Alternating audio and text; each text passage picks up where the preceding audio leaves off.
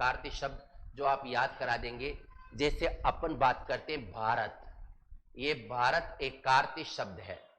इसी प्रकार हम बात करते हैं राजस्थान, एकार्थी शब्द है। हम टोंक की बात करते हैं, ये एकार्थी शब्दों के उदाहरण है। लिख लीजिएगा आगे कैसे अभी बताएंगे। भारत, टोंक, राजस्थान, ये सब क्या है? एकार्थी शब्द है। एकार्थी का मतलब जिनका एक ही अर्थ निकलता है। अब आप प्रश्न उठता है कि साहब सभी का एक ही अर्थ निकलता है, ये बात तो सही है। अरे हिंदी की व्यक्तिवाचक, जातिवाचक और भाववाचक संज्ञाओं के जितने भी एग्जाम्पल आते हैं ना, वो एकार्थी है बस। यानी proper noun, common noun, abstract noun, material noun and also collective noun, जो अंग्रेजी में 5 प्रकार की संज्ञाएं होती है। जितने भी नाम है अंग्रेजी में, the name are called by noun, जितने भी नाम है ना सब संज्ञा है, और जितने भी संज्ञाएं सब एकार्थी है। पेन एक ही अर्थ निकलता, एकार्थी शब्द है।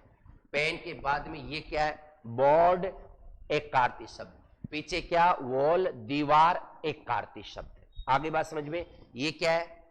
जुल्फे, बाल नहीं है, जुल्फे, जुल्फे क्या है? एकार्थी शब्द। ये क्या है? हेड, सिर भी एकार्थी शब्द। क्या है? नोज, एकार्थी शब्द। आई, एकार्थी शब्द। ये क्या है? ईयर, एकार्थी शब्द। ये क्या है? हैंड, एकार्थी शब्द। ये क्या है? शर्ट, एकार्थी शब्द। इस दुनिया में जितने भी इमेजेशन और नॉन इमेजेशन, कल्पनीय और अकल्पनीय नेम है, all name called by noun, और जितनी भी नाउन है वो क्या होती है? एकार्थी। क्या होती है? बस आप ये समझ लो, एकार्थी शब्द आपको समझ में आ गए। नो लोड अबाउट द एकार्थी शब्द। लेकिन चूंकि आधार कौन सा बताओ?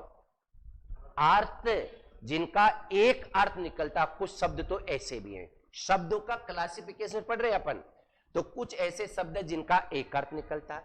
ऐसे अनेकार्थी शब्द, अनेकार्थी शब्द, अनेकार्थी शब्द, अनेक अर्थ निकलते हैं। दूसरा है अनेकार्थी शब्द, लिखिएगा एकार्थी के बाद में नंबर 2 अनेकार्थी शब्द। बिल्कुल। अब आप यहां देखो, कम से कम अगर मैं आपकी जगह बैठ के पढ़ता आज, और ऐसा गाइड मिलता जो इस प्रकार आपको प्रॉपर वे में लेके जाता, आप यकीन कीजिएगा मैं आपको 10 पेज के लिए बोलता और मैं 20 पेज घर जाकर अनेकार्थी शब्द, ये गृह कार्य है, ये केवल यहीं तक चलेगा, आगे आपको होमवर्क नहीं करना है। ये इनको ये कहकर छोड़ दिया जाता है कि पढ़ने पढ़ाने की चीजें है ही नहीं। लेकिन साथियों, जब तक आप अनेकार्थी शब्द याद नहीं करोगे ना, और इसका कोई पैमाना नहीं है, न मैं आपको ये विश्वास दिला रहा हूं कि जो मैं पूरे के पूरे याद करवा दूंगा, नहीं होंगे। इनको क्या करना पड़ेगा? रटना ही पड़ेगा। एक ही लाइन है, फिर भी अपने पास अनुभव पर आधारित कुछ बातें जिससे आपके 30-40% अनेकार्थी शब्द याद हो जाएंगे। कैसे? हिंदी के अंतर्गत आपको पता होना चाहिए यमक, नाम सुना है? यमक, और दूसरा है सलेश। यमक और सलेश अलंकार के उदाहरण इसी में आते हैं। बस सजना है मुझे सजना के लिए। अब देखो, सजना एक शब्द है, उसके 2 अर्थ निकल रहे भिन्न भिन्न। सजना का मतलब प्रियतम, सजना का मतलब सजाओ। समझ में आ गए? सलेश एक अलंकार है, जैसे पानी गए न उभरे मोती मानस सुन, तो पानी का मतलब जल, पानी का मतलब इज्जत, पानी का मतलब चमक। तो यमक और सलेश अलंकार के जितने भी उदाहरण है सब अनेकार्थी शब्दों के ही एग्जाम्पल होंगे। जैसे अंक है, क्या उदाहरण? अंक एक एग्जाम्पल है, अंक, राइट? या इसको और अपन बात कर लेते, थोड़ा सा और गहराई में चलते। जैसे एक उदाहरण है द्विज। मैं ये उदाहरण क्यों दे रहा हूं? ताकि आपको पर्यायवाची में और इनमें अंतर करने में कोई असुविधा नहीं हो। नहीं तो आप लोग क्या करते हैं, पर्यायवाची और इनको एक ही मान लेते। एक नहीं है, अनेक अर्थी। एक शब्द के शब्द एक ही होगा और उसके अनेक भिन्न भिन्न अर्थ निकलेंगे। द्विज का मतलब होता है दांत। द्विज यानी 2 बार जन्म लेने वाले दांत। दांत भी तो 2 बार ही जन्म लेते हैं, एक बार शुरुआत में, एक बार छठी क्लास में, फिर से 2 बार दांत आते हैं ना छठी क्लास में। ऐसे दांत का द्विज का मतलब क्या होता है? पक्षी। पक्षी का भी 2 बार जन्म होता है, एक बार शुरुआत में, एक बार अंडे से फूटने के बाद फिर से जन्म माना जाता है। इसलिए ब्राह्मण का भी 2 बार जन्म होता है, एक बार माता के गर्भ से, एक बार जब जनेऊ धारण करते हैं। इसलिए ब्राह्मण को देवता कहा जाता है। क्या कहा जाता है? द्विज देवता। द्विज का मतलब होता ब्राह्मण, और ये 2 बार जन्म लेते माता के गर्भ से, और जनेऊ जिसको अपन बोलते हैं यज्ञोन पवित्र संस्कार, समझ में आ गए, तब भी फिर से जन्म माना जाता है। कुछ लोग ये कहते हैं चंद्रमा भी द्विज है, तो शब्द तो क्या हुआ बताओ? एक शब्द तो क्या हुआ?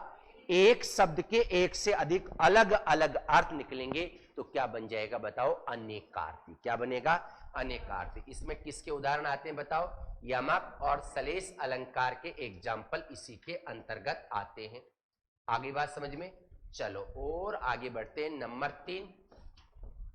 नंबर 3 है पर्यायवाची शब्द।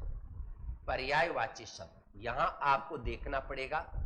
पर्यायवाची शब्द जैसा कि नाम से विदित हो रहा साथियों, पर्यायवाची शब्द होता क्या है ये मैं आपको बता देना चाहता हूं। पर्यायवाची शब्द, पर्यायवाची शब्द यानी वे शब्द जो अर्थ के स्तर पर क्या होते हैं? समान होते हैं। वे शब्द जो अर्थ के स्तर पर क्या होते हैं? समान होते हैं, उसे पर्यायवाची कहा जाता है। एक बार ध्यान देना,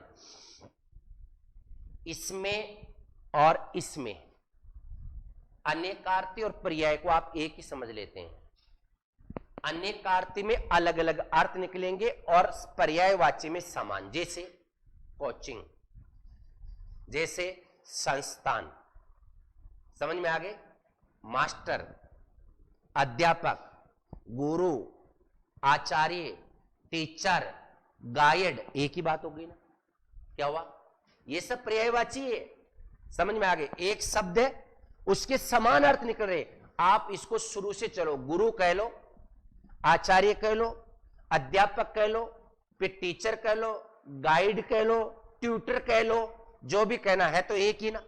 एक ही शब्द के अलग अलग अर्थ तो नहीं निकल रहे, एक ही शब्द के समान अर्थ निकल रहे हैं, समान। और इधर एक शब्द के अलग अलग अर्थ निकलेंगे तो क्या बन जाएगा? अनेकार्थ। अब पर्यायवाची शब्द, प्रश्न उठता, इनको क्या करें?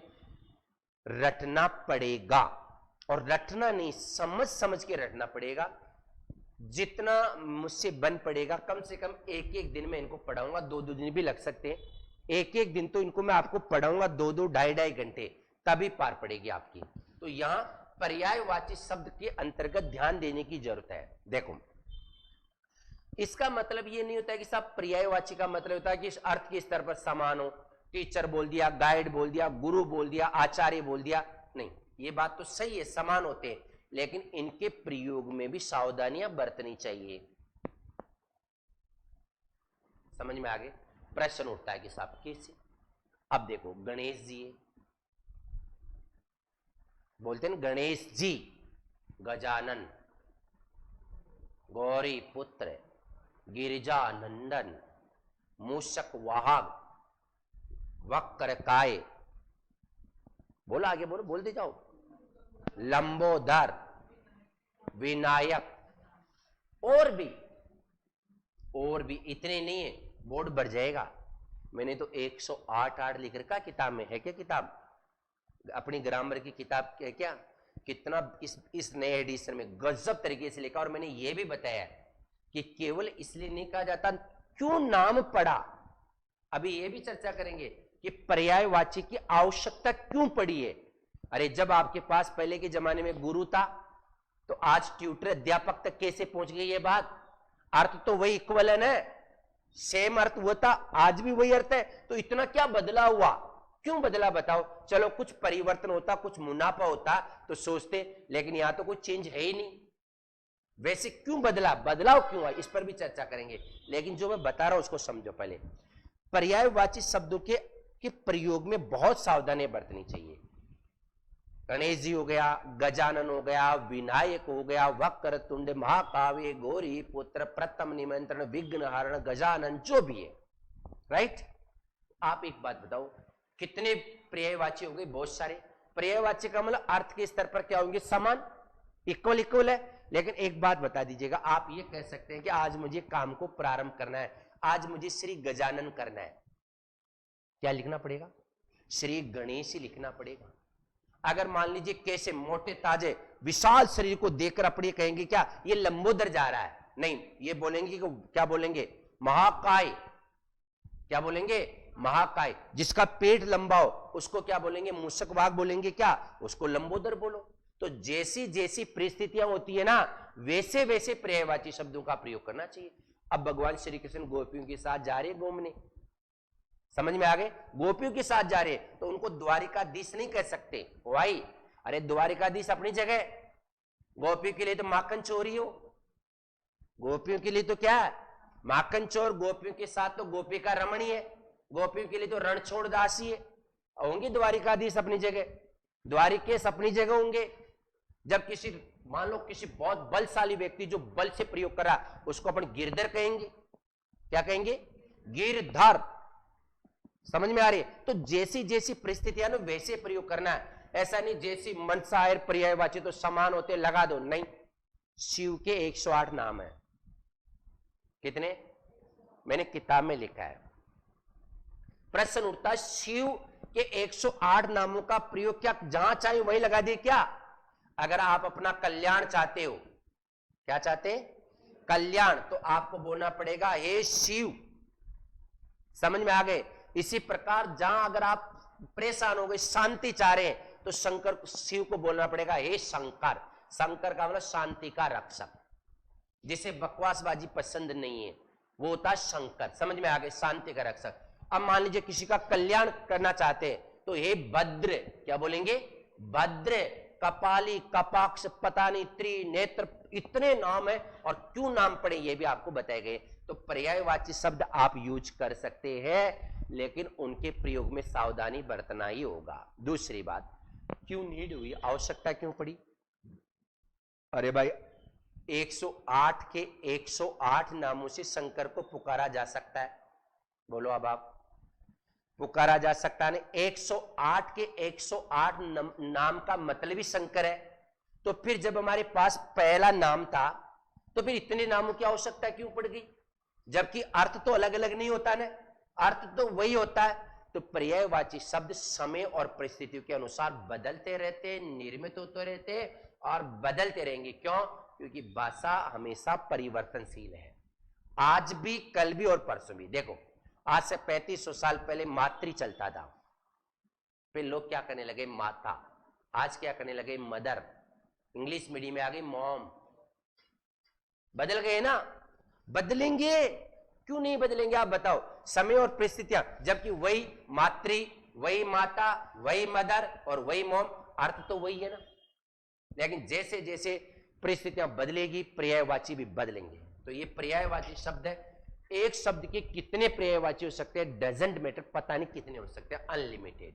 चलो इसके बाद पर्यायवाची शब्दों के बाद में विलोम शब्द। कौन से शब्द है? विलोम शब्द। ये भी आपको देखना पड़ेगा। ये मैं आपको 70% याद करवा दूंगा, आप निश्चिंत रहिएगा। विलोम शब्दों का तो अपने पास तरीका है, घबराने की आवश्यकता नहीं है। विलोम शब्द होंगे क्या ये तो अपन चर्चा कर लेंगे। और लेकिन यह ध्यान देने की आवश्यकता है, एक ही शब्द के बहुत सारे विलोम भी होते हैं। कई आप ये समझो कि विलोम का मतलब उल्टा होता है, मानते हैं उल्टा ही होता है। इसे विलोमार्थक भी कहते हैं, इसे विपरीतार्थक भी कह सकते हैं, इसे विरोधार्थक भी कह सकते हैं, इसे विरुद्धार्थक भी कह सकते हैं, इसे प्रतिलोमार्थक भी कह सकते हैं। लेकिन इसका मतलब नहीं कि विलोम का मतलब उल्टा ही हो जाए। समझ में आ गए? विलोम का मतलब एकदम उल्टा नहीं होता। समझ में आ गए? एक ही शब्द के एकाधिक विलोम हो सकते हैं। आपका एक दिन का तो रात ही होता है, एक से अधिक कैसे होगा? अरे होते हैं, और यही परीक्षा में पूछे जाते हैं। जैसे मैं बहुत इजी उदाहरण दे रहा हूं अभी, राजा है, ये पूछा गया है, राजा का विलोम नहीं है, राजा का विलोम नहीं है रंक प्रजा रानी। रंक प्रजा रानी, रंक प्रजा रानी। अब राजा का विलोम नहीं है, बताओ। और सेनापति, 4 ऑप्शन दे दिया, आंसर सेनापति हो जाएगा। एक शब्द के एक से अधिक क्या अर्थ हो रहे हैं और विलोम अर्थ हो रहे हैं। अब राजा का रानी, ये थानेदार में पूछा गया ऐसा कैसा, राजा का विलोम नहीं है, रंक भी होगा। क्यों? राजा का मतलब अमीर और रंक का मतलब गरीब, उल्टा तो हो गया ना। राजा और प्रजा, राजा एक है, प्रजा बहुत सारी है, उल्टा हो गया। राजा का क्या बनेगा? रानी। राजा जेंडर के आधार पर, तो एक ही शब्द के एक से अधिक विलोम शब्द हो सकते हैं। ध्यान दीजिएगा, क्रिया का विलोम क्रिया ही होगा। हारना का विलोम जीत नहीं हो सकता। हारना तो जीतना करना पड़ेगा, उतरना तो चढ़ना करना पड़ेगा, ना लगेगा ही लगेगा। क्रिया का विलोम क्रिया होता है, अव्यय का विलोम अव्यय होता है, सार्वनाम का विलोम सार्वनाम होता है, भाववाचक संज्ञा का विलोम भाववाचक होता है, विशेषण का विलोम विशेषण होता है। ये बहुत सारी चीजों से हम चर्चा करेंगे, बहुत गहराई से कम 1-2 दिन आप विलोम शब्द भी देखेंगे, पढ़ेंगे, समझेंगे। विलोम शब्द के बाद अपन बात करते हैं, इसके बहुत नाम है। युग्म शब्द। युग्म शब्द, युग्म का मतलब होता है जोड़े से। युग्म का मतलब क्या होता है? जोड़ा।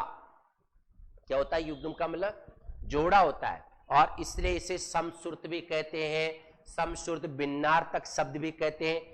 बहुत सारे ऐसे शब्द आते हैं जो जोड़े से होते हैं, लेकिन अर्थ के स्तर पर क्या होते हैं? अलग अलग होते हैं। अब अपन कोई सा भी एक उदाहरण ले लो, बहुत सारे ऐसे एग्जाम्पल है जिसके अंतर्गत अपन बात कर सकते हैं। जैसे ये परीक्षा है, अब सुनने के स्तर पर समान रूप से सुनाई दे रहा परीक्षा और परीक्षा, इसलिए समश्रुत शब्द है। क्या है? समश्रुत है, इसलिए समानदर्शी है। देखने में भी समान लग रहे, इसलिए समानो उच्चरित है। देखने में भी क्या हो रहा है? समान उच्चरित हो रहा है, लेकिन अर्थ के स्तर पर भिन्न भिन्न है, इसलिए समश्रुति भिन्नार्थक शब्द भी इनको कहा जाता है। अब परीक्षा, परीक्षा अर्थ तो समान होता है। अरे भाई, ये परीक्षा तो जांच है, नो डाउट सही है, लेकिन ये परीक्षा क्या होगी बताओ? जांच होगी क्या? ये तो कीचड़ है। मैं सही लिख रहा हूं? कितने अच्छे बच्चे, इतने ज्ञानी बच्चे मैंने आज तक नहीं देखे। आता है क्या आपको इसके अलावा? बताओ क्या आएगा आपको? बस यही तो आएगा। वो तो मुझे भी पता है, मैंने जानबूझ के लिखा है। ये लो, अब तो सही मामला। परीक्षा जांच और छोटी लगाते कीचड़ हो जाएगा। अर्थ के स्तर पर तो समान है ना, बोलने में भी समान, लेकिन अर्थ इसका अलग अलग हो गया। तो एक जांच हो गया और एक क्या हो गया बताओ? कीचड़। ये युग्म शब्द है। ऐसे हम बात करते हैं युग्म शब्द के बाद में शब्द समूह के लिए एक शब्द, शब्द समूह के लिए एक शब्द, शब्द समूह के लिए एक शब्द, जिसको आप बोलते हैं वन वर्ड। क्या बोलते हैं अंग्रेजी में? वन वर्ड, एक शब्द। बहुत सारे शब्दों के लिए, बहुत सारे समूह के शब्दों के लिए अगर एक शब्द होगा तो वो बनेगा वन वर्ड। शब्द समूह के लिए एक शब्द बनेगा वन वर्ड। आई बात समझ में? अब आप देख लो कैसे वन वर्ड बनेगा।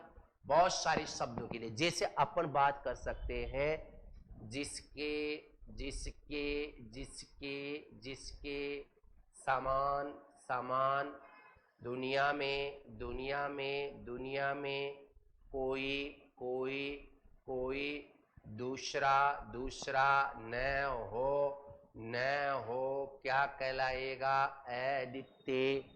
क्या कहलाएगा? अद्वितीय। धरती और आसमान का मिलन बिंदु क्या कहलाएगा? क्षितिज। क्या कहलाएगा? क्षितिज, नॉट क्षितिज नहीं, क्षितिज शुद्ध उच्चारण है। जिसके समान दुनिया में, देखो शब्दों के समूह के लिए एक शब्द डायरेक्ट कर दो, अद्वितीय। गागर में सागर भरना ही है। क्या करना? गागर होता है ना, गागर में पूरे सागर को लाकर भर देते हैं। देखो ये पूरा गागर है, सागर है, इसमें क्या भर दिया? लाकर एक घड़े में भर दिया, मतलब पूरे गागर में क्या करना? सागर को भरना। इनकी स्थिति भी यही है। संक्षिप्तीकरण होता है ना, वो भी यही है, अपन कह सकते हैं। तो आप शब्द समूह के लिए एक शब्द, ये जैसे मान लीजिएगा बहुत सारे शब्द होते हैं, उनकी जगह एक शब्द।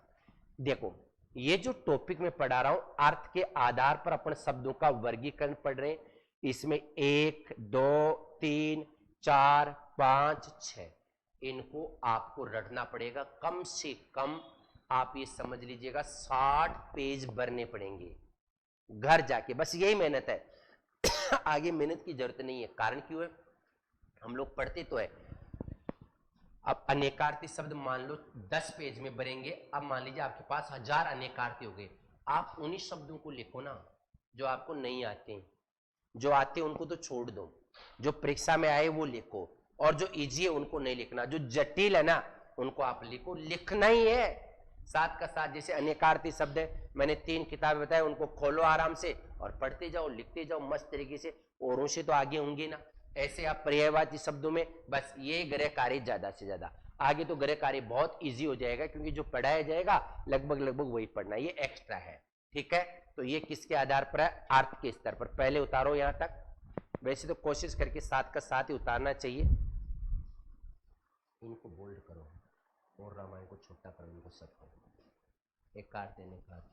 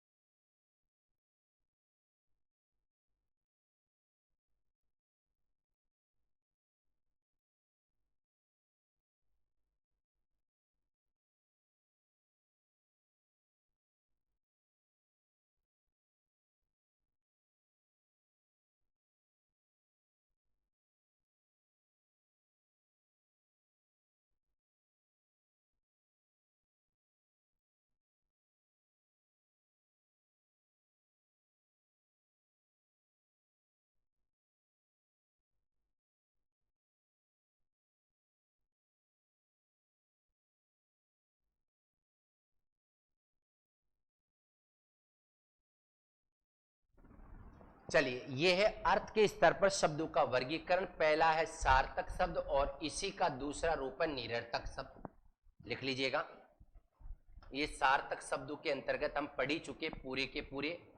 नंबर 2, इसको ख लिखकर हम काम चला सकते हैं, इसको क लिखकर काम चला सकते हैं। तो ख में आ जाइएगा यहां यहां यहां निरर्थक शब्द, सार्थक और निरर्थक शब्द। निरर्थक शब्द कौन से होते हैं, जिनका कोई मीनिंग ही नहीं निकलता।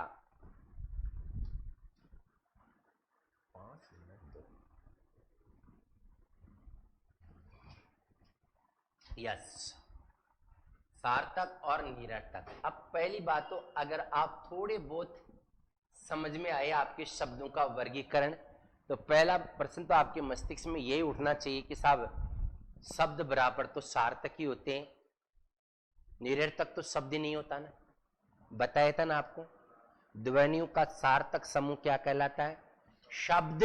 ध्वनियों का सार्थक समूह शब्द कहलाता है। तो फिर निरर्थक होंगे तो शब्द ही नहीं होंगे ना, समझ रहे। अरे भाई शब्द बराबर क्या होता है, सार्थक, तो फिर निरर्थक तो शब्द नहीं होने चाहिए ना। शब्द तो अपने आप में क्या होने चाहिए, सार्थक ही होने चाहिए, वो तो निरर्थक हो ही नहीं सकते। फिर तो ध्वनियों का सार्थक समूह शब्द कहलाता है। फिर निरर्थक क्या है, ये अलग मामला है। जैसे अपन बोलते हैं ना चाय, वाये वाये वाये, खाना खाना वाना, पढ़ाई वढ़ाई पढ़ाई वढ़ाई पढ़ाई वढ़ाई, जुल्फे उल्फे, इश्क विश्क, प्यार व्यार, खाना वाना, पानी वानी, पंका वंका। साथियों इसकी बात कर रहा हूं मैं, और यही बताना मेरा उद्देश्य। ये जो शब्द है ना ये निरर्थक है। कौन से, निरर्थक। लिख लो, ये निरर्थक है। चाय के साथ, खाने के साथ, चाय के साथ लगने वाला वाई, चाय वाई, खाना वाना, पढ़ाई वढ़ाई, खाना वाना, पढ़ाई वढ़ाई।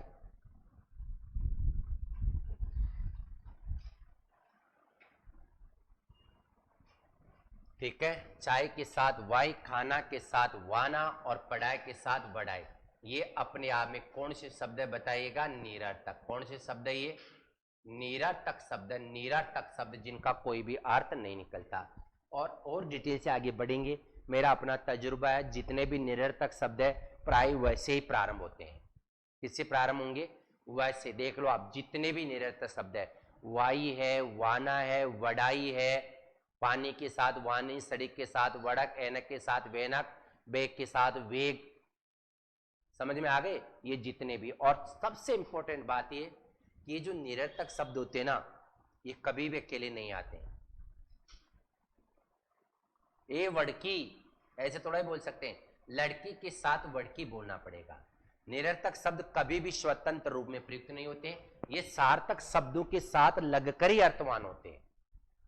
समझ में आ गए? अकेले में कभी भी सार्थक नहीं हो सकते। नंबर 2, जितने भी शब्द वैसे प्रारंभ होते हैं। और प्रश्न उठता है, फिर इनकी आवश्यकता क्यों पड़ गई? जब इनका कोई अर्थ भी नहीं निकलता, फिर आवश्यकता क्यों पड़ गई? अरे सार्थक शब्दों से संबंधित अदर एक्टिविटीज का बोध करवाने के लिए निरर्थक शब्दों की आवश्यकता पड़ी। अपन कहते हैं पढ़ाई वढ़ाई कैसे चल रही है, तो पढ़ाई से संबंधित अदर एक्टिविटीज। खाना वाना खा के जाओ, खाना वाना का मतलब, खाना वाने का मतलब समझ रहे? खाना खाओ, पानी पियो, चाय पियो, हुक्का पियो, तंबाकू पियो, चिलम पियो और शाम को लेट सो के शाम को पतली गली से निकल जाओ। यही तो बात हुई ना। अपन कहते हैं ना गाड़ी वाड़ी कैसे चल रही, तो गाड़ी के साथ वाड़ी का मतलब उससे संबंधित अन्य एक्टिविटीज। मैं कहता हूं पंखा वंखा चालू करो तो पंखा के साथ लाइट भी आ जाएगी। तो पढ़ाई यानी सार्थक शब्दों से संबंधित अन्य गतिविधियों का बोध करवाने के लिए निरर्थक शब्दों की आवश्यकता महसूस हुई है। ये आपको याद करना ही है। ये था पहला, किसके आधार पर? अर्थ के आधार पर शब्दों का वर्गीकरण डिटेल से तोते और तोतियों की तरह रटना पड़ेगा। मैं ये चाहता हूं कि जितना नॉलेज मुझ में नहीं है ना इस संबंध में, उससे ज्यादा नॉलेज आपको याद होनी चाहिए, होनी चाहिए। इसके लिए चाहे आपको एक्स्ट्रा तैयारी करनी पड़े 2 दिन, 3, 4 दिन, जब तक पढ़ाए क्योंकि एक दिन तो करवाऊंगा नहीं। जैसे ये पढ़ा दिया, 15 पेज छोड़ दो, 10 पेज लिखो, क्योंकि लिखेंगे तभी तो याद होगा ना। और कम से कम 5 नंबर का डिफरेंस पैदा करते हैं हमसे। जो टॉपर बच्चा होता है ना, और हम 5 नंबर का फर्क कर देगा। ये शब्दकोश है। क्या है ये? वोकैबुलरी, शब्दकोश। जितना स्ट्रांग होगा लैंग्वेज उतनी ज्यादा समझ में आएगी। समझ गए? ठीक है। नंबर 2, दूसरा है, पहला अर्थ के आधार पर, नंबर 2 है रचना। रचना ऑब्लिक बनावट ऑब्लिक संरचना ऑब्लिक व्युत्पत्ति। रचना, बनावट, संरचना ऑब्लिक व्युत्पत्ति। व्युत्पत्ति के आधार पर, व्युत्पत्ति के आधार पर क्या पढ़ रहे हैं हम? शब्दों का वर्गीकरण। किसके आधार पर करेंगे बोलो? रचना कैसे होती है, शब्दों की बनावट कैसे होती है, संरचना कैसे होती है। और हम अंग्रेजी के हिसाब से पढ़े एक ही लाइन में, स्ट्रक्चर, ढांचागत, किस प्रकार शब्दों का निर्माण होता है। इसके आधार पर इन्हें 3 भागों में बांटा जा सकता है। ये क, ये ख और ये ग। बात साफ है। पहले शब्द हो जाएंगे रूढ़ शब्द, नंबर 2 यौगिक शब्द और नंबर 3 योग रूढ़ शब्द। बहुत इजी है, बार बार बतलाने की आपको आवश्यकता होगी नहीं और होनी भी नहीं चाहिए। ये रूढ़ शब्द है, ये यौगिक शब्द है, ये योग रूढ़ शब्द है। तो रचना कैसे होती है, बनावट कैसे होती है, संरचना कैसे होती है, इसके आधार पर शब्दों को 3 भागों में बांटा जा सकता है और 3 भाग कौन कौन से ये मैं आपको बता देना चाह रहा हूं। तो अब आप देखो एक लाइन में तीनों कार है। कुछ उदाहरण लिख रहा हूं मैं। दिन,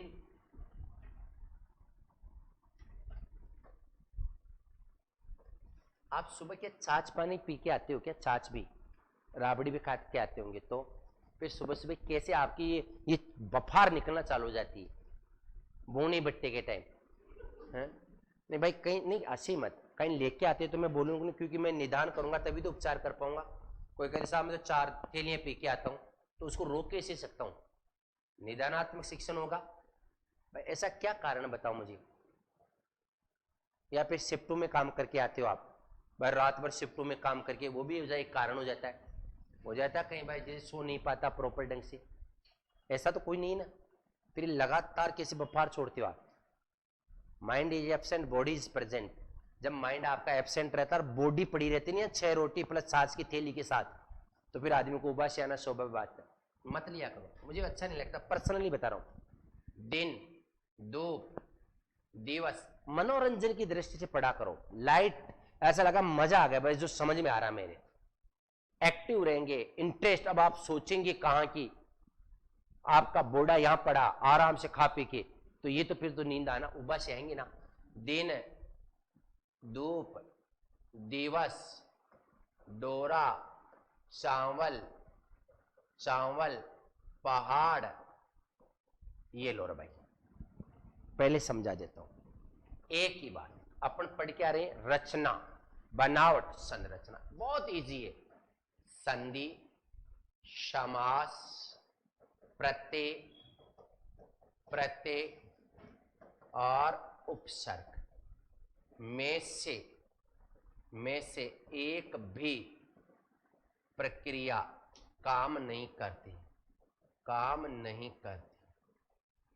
लो जी, जिन शब्दों के निर्माण में, चूंकि अपन निर्माण के आधार पर पढ़ रहे हैं, राइट, जिन शब्दों की रचना बनावट में संधि, समास, प्रत्यय, उपसर्ग में से एक भी प्रक्रिया काम नहीं करती, न संधि काम करती है, न समास काम करता, न प्रत्यय काम करता, न उपसर्ग काम करता है, उसे क्या कहा जाता है? रूढ़। क्या कहा जाता है? रूढ़ शब्द। संधि, समास, प्रत्यय, उपसर्ग में से एक भी प्रक्रिया काम नहीं करती, रूढ़ शब्द। आ जाओ, रूढ़ के बाद दूसरा क्या है? बोलो, यौगिक। कौन सा? यौगिक। अब यौगिक में आ जाओ। यौगिक की अगर हम बात करेंगे तो यौगिक बनेगा योग प्लस इक से। देखिएगा एक बार, पहले उतारो साथ के साथ। पहला है रूढ़ शब्द। संधि, समास, प्रत्यय, उपसर्ग में से एक भी प्रक्रिया काम नहीं करती।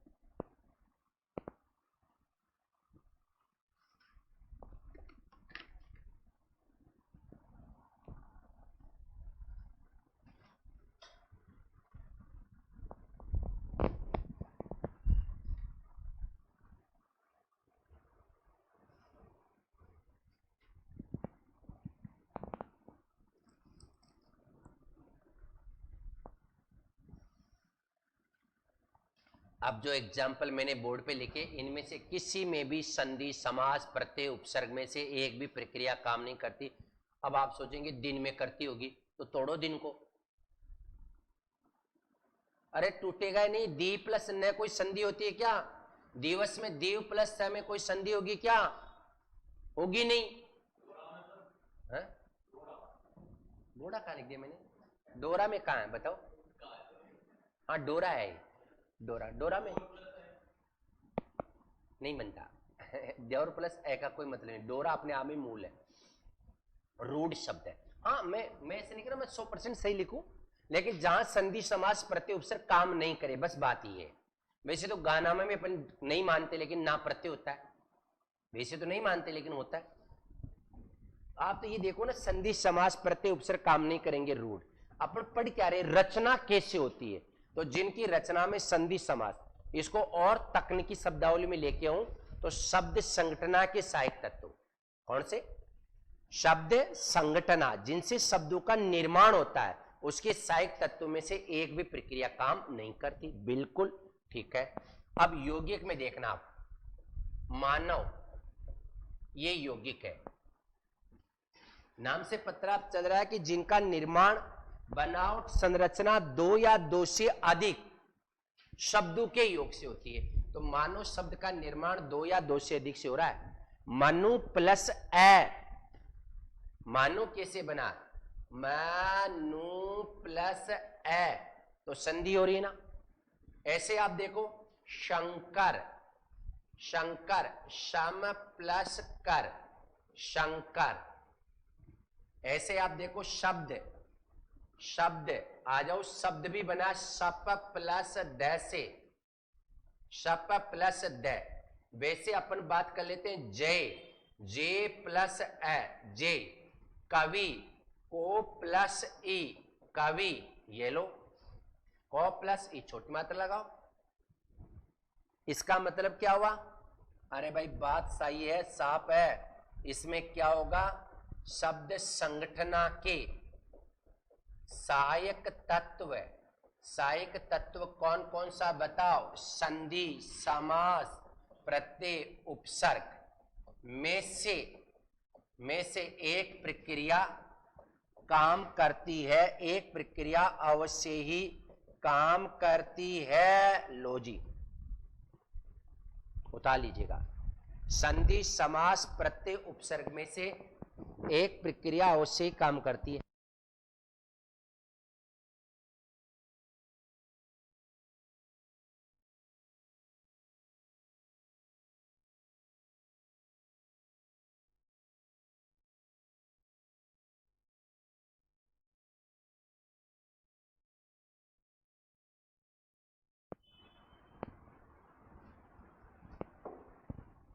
यस, शब्द संगठना के सहायक तत्व में संधि आता, समास आता, प्रत्यय आता, उपसर्ग आता है।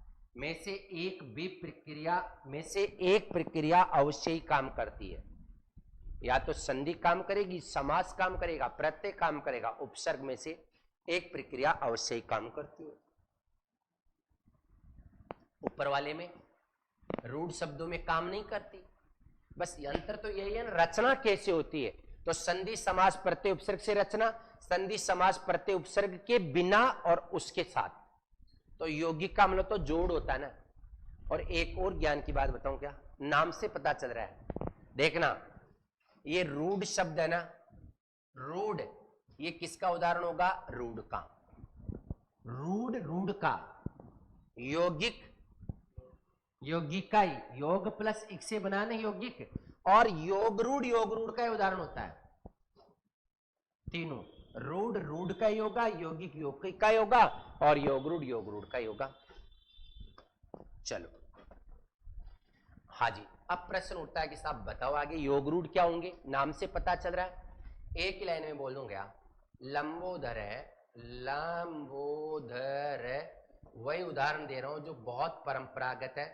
पीतांबर, भूमिजा, भूमिजा। एक लाइन में समझा देता हूं। बहुब्रीहि समास के सभी उदाहरण, बहुब्रीहि समास के सभी उदाहरण, बहुब्रीहि समास के सभी उदाहरण योग रूढ़ शब्दों के उदाहरण होते हैं।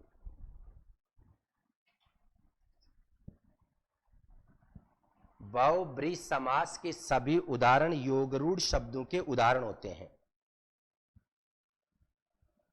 बस बहुब्रीहि नाम से पता चल रहा है, योग रूढ़ शब्दों के सभी उदाहरण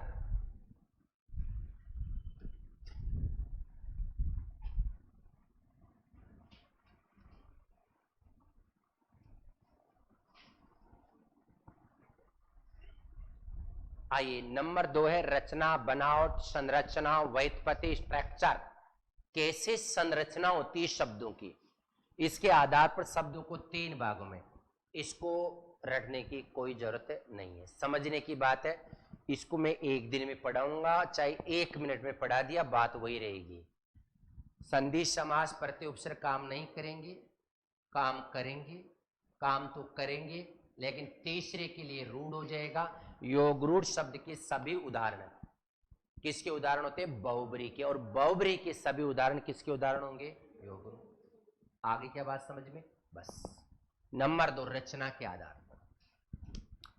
नंबर 3 बहुत स्लो लिख रहे हैं आप, थोड़ा सा साथ के साथ कोशिश करो प्लीज।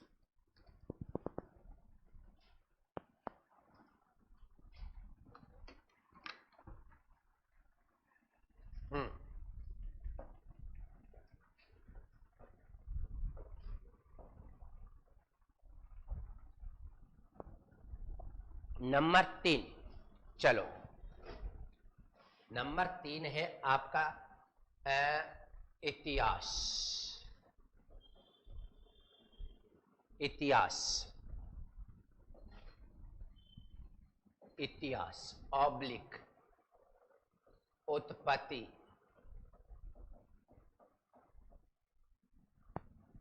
ऑब्लिक स्रोत के आधार पर। उत्पत्ति, इतिहास ऑब्लिक स्रोत के आधार पर। उत्पत्ति कैसे होती है, इतिहास क्या है, स्रोत क्या है, इसके आधार पर।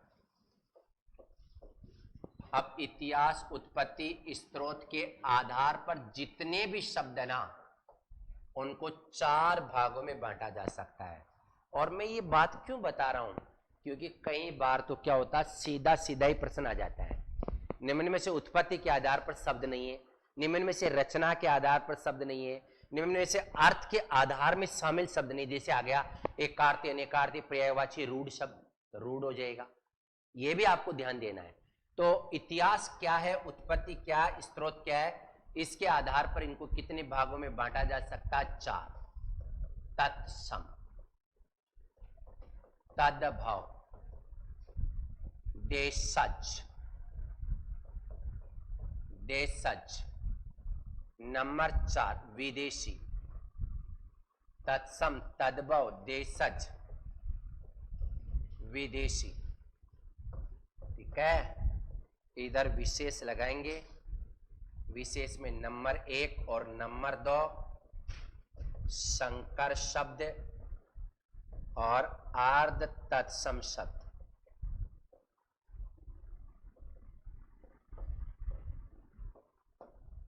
देखो बाप, एक बार पहले देख लीजिएगा, जब मैं कहूं आराम से उतारिएगा।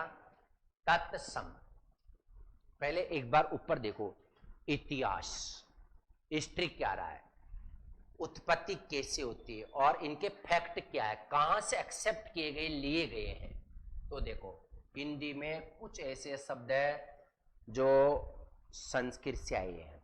किससे आए? तो संस्कृत से जो शब्द आए ना, उनका नाम तो हमने कह दिया तत्सम। उत्पत्ति कहां से हुई? संस्कृत से।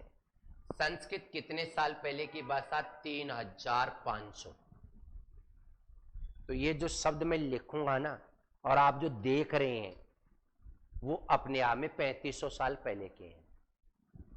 यहां तद्भव शब्द, कौन से शब्द? तद्भव। तद्भव शब्द किसके? हिंदी के ही हैं। कितने साल पहले? 1000 वर्ष पुराने हैं। क्यों? क्योंकि हिंदी आज से कितने साल पुरानी है? 1000, केवल 1000। ये देशज शब्द गांव के शब्द, देशज जिसको अपन बोलेंगे कौन से? ग्रामीण शब्द है, लिख सकते हैं ब्रैकेट में। विदेशी शब्द विदेशी से आए हुए हैं। संकर शब्द 2 अलग अलग भाषाओं से, 2 भिन्न भिन्न भाषाओं से, 2 भिन्न भिन्न भाषाओं से बने होते हैं। जैसे रेलगाड़ी, अब देखो रेल अंग्रेजी का है, गाड़ी किसका है? हिंदी का है।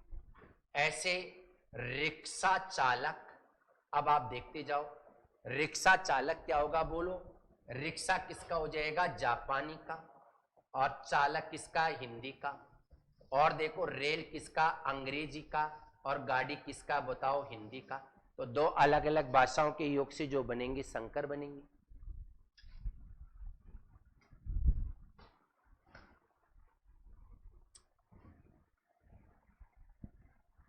चलो नंबर 1 तत्सम शब्द पे वापिस चलते हैं, जल्दबाजी मत कीजिएगा। तत्सम 3500 साल पहले के हैं और कौन सी भाषा से बने? संस्कृत से।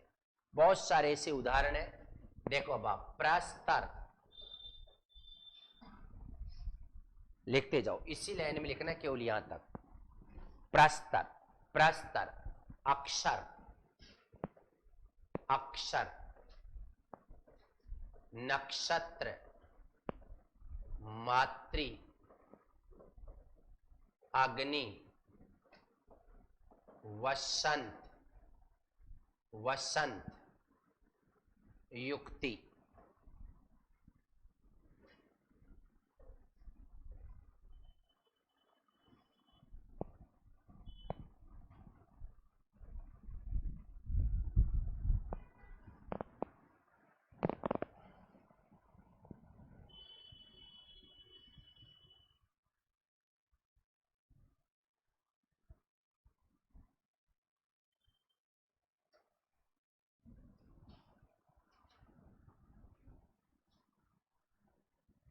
ठीक है, ये संस्कृत के शब्द हैं, 3500 साल पहले के हैं,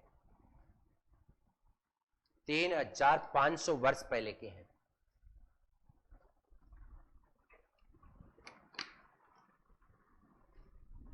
उतार लो तद्भव शब्द, इन्हीं को बना देता हूं, देखो बाप, यहां पत्थर, आखर, नखत, माता,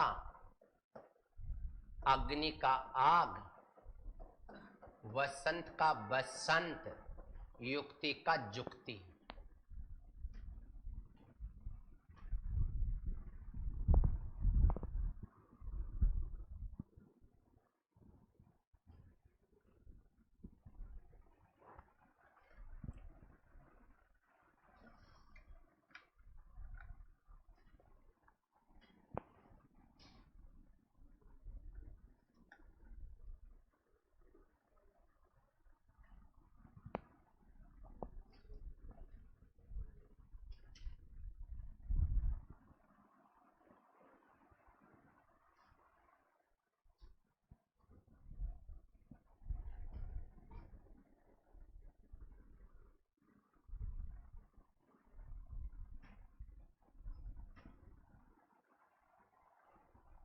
ठीक है, चलो अभी ज्ञानवर्धक बातें लेके आ रहा हूं।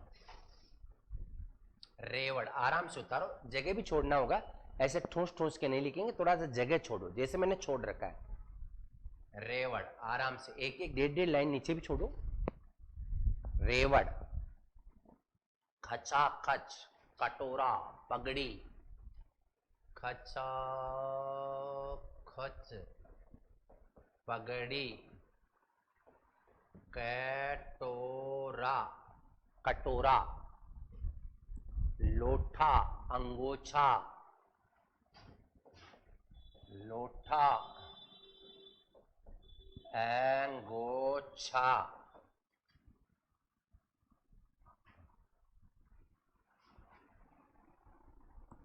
उठा लो, उठा लो। पगड़ी भी अपन लिख सकते हैं, पगड़ी भी देशज शब्द है। अंगोछा का तो अंग रक्का भी बन जाता है, पगड़ी विदेशी शब्द। ये अपनाना दुर्भाग्य हिंदी का। हाँ, हिंदी भी हिंदी का ही है, हिंदी विदेशी है, हिंदी शब्द भी विदेशी का ही है। रिक्शा भी हिंदी का है, औरत भी हिंदी का ही है, तहसील भी हिंदी का ही है, ये विदेशी का ही है। दार भी विदेशी का ही है, आलपिन भी विदेशी का ही है, अखबार भी विदेशी का ही है।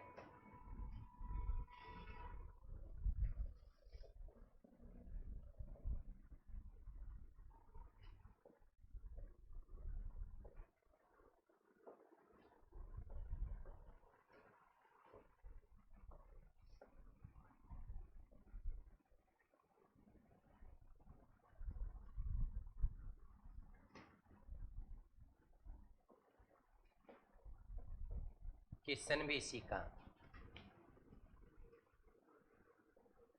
बच भी इसी का है।